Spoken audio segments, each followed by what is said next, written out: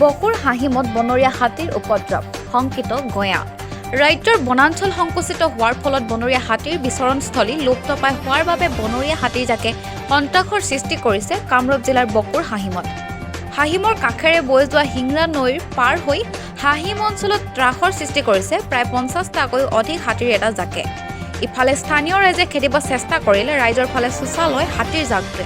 এতিয়া হাহিম ৰাইজে ভয়াৰ্ত হৈ নিশা উজাগৰে কটাবলগীয়া হৈছে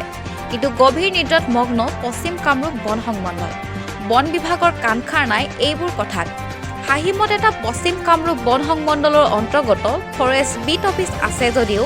এপাচি শাকত এটা জালুকৰ লেখীয়া কৰ্মচাৰীৰ অভাৱ প্ৰত্যেক বছৰে হাহিম ৰাইজে এনেদৰে যাতনা ভুগিছে যদিও কাণখাৰ নাই বন বিভাগৰ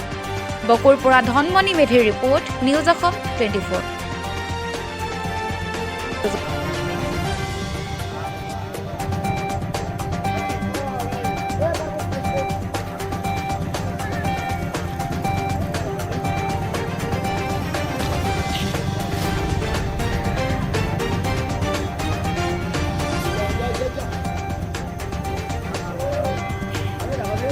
काय কি হব কৰো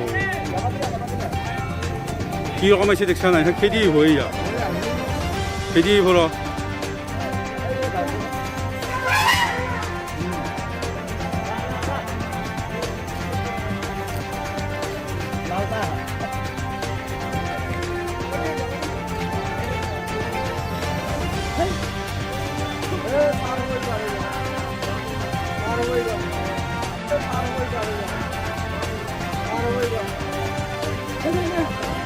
YouTube